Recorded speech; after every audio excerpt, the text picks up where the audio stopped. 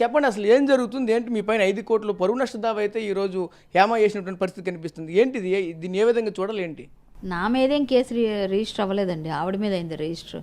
నా మీద case register అవ్వలేదు. నేనేమి పార్టీలకు వెళ్ళలేదు, పబ్బులకి వెళ్ళలేదు. ఏం తీసుకోలేదు. నాకు మద్యం అలవాటు కూడా లేదు. నాకు అలవాటు లేదు కాబట్టి ఇవన్నీ నాకు తెలీదు. సో నేను ఎప్పుడు పబ్బింగ్కి వాటికి దూరంగా ఉంటాను. ఎప్పుడు ఉన్నదే. నేను కొంచెం సోషల్ మీడియాలో యాక్టివ్గా ఉంటాను కానీ ఈ పబ్బింగ్లు ఇవన్నీ నాకు తెలియవు.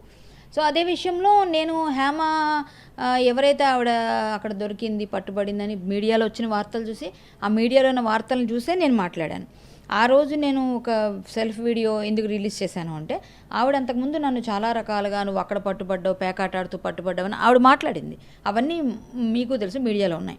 సో అవన్నీ ఆవిడ నన్ను ఎద్దేవా చేస్తూ నన్ను చాలా చులకన భావంతో కొన్ని మాటలు మాట్లాడినవి కూడా ఉన్నాయి. సో మా ఇద్దరికి ఎప్పుడో అంతకుముందు ఉన్న రైవల్రీ ఆవిడ నన్ను అన్నప్పుడు నేను అన్నప్పుడు అది ఆటోమేటిక్గా ఎందుకు వెళ్ళావు దొరికావని నేను ఒక విధంగా నేను పెట్టాను. ఎందుకు మీడియాలో ఉన్నది చూసే పెట్టాను. నేను సొంతంగా ఏం క్రియేట్ చేయలేదు, ఆవిడని అక్కడ పంపించలేదు, ఆవిడని దొరికించలేదు. సో అది నాకేం సంబంధం? మీడియా అందరి మీద వేయాలి. వేస్తే నా మీద పరువు నష్టం దావా వేసే నాకు పరువు నష్టం కలిగిందంటే మీడియా మీద ఎదుర్కోవాల్సిన అవసరం ఉంది మీకు. ఎందుకంటే మీడియా అందరికీ, నాకు మీడియాకి చాలా ఈ మధ్య గొడవలు ఉన్నాయి. వాళ్ళతో నాకు ఆ మధ్య ఆమె నోటితోనే చెప్పింది ఈ విషయం.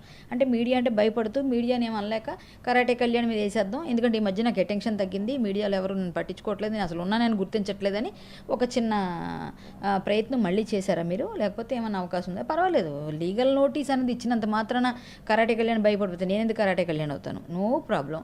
నేను మీడియా ముందు మీకు మరీ చెప్తున్నాను, మళ్ళీ ఒకసారి లీగల్ నోటీస్ ఇవ్వడం నీ రైట్ అయితే ఆ రైట్ నేను కూడా ఉపయోగించుకొని నా మీద కూడా చాలా ఎలిగేషన్స్ చేసిన ఉన్నాయి. నాకు కూడా అవకాశం ఉంది. చట్టం ఎవరికి చుట్టం కాదు. నేను కూడా లీగల్ ఫైటే చేస్తాను. లాయర్సు మా తాలూకా లీగల్ టీంతో మాట్లాడి నేను కూడా మీకు రిప్లై ఇస్తాను. అలాగే మీకు కూడా నోటీస్ పంపిస్తాను. నేను అస్సలు భయపడేది లేదు. నేను లీగల్ నోటీస్ వస్తుందని ప్రతి ఒక్క మీడియా నుంచి కూడా అందరూ కాల్ చేసి నన్ను అడుగుతున్నారు కాబట్టి ఇప్పుడు కూడా ఇది ఇస్తున్నాను వివరణ. నేను వివరణ ఇవ్వాల్సిన అవసరం లేకుండానే నేను లీగల్గానే ప్రొసీడ్ అవుదాన్ని ఫిక్స్ అయ్యాను.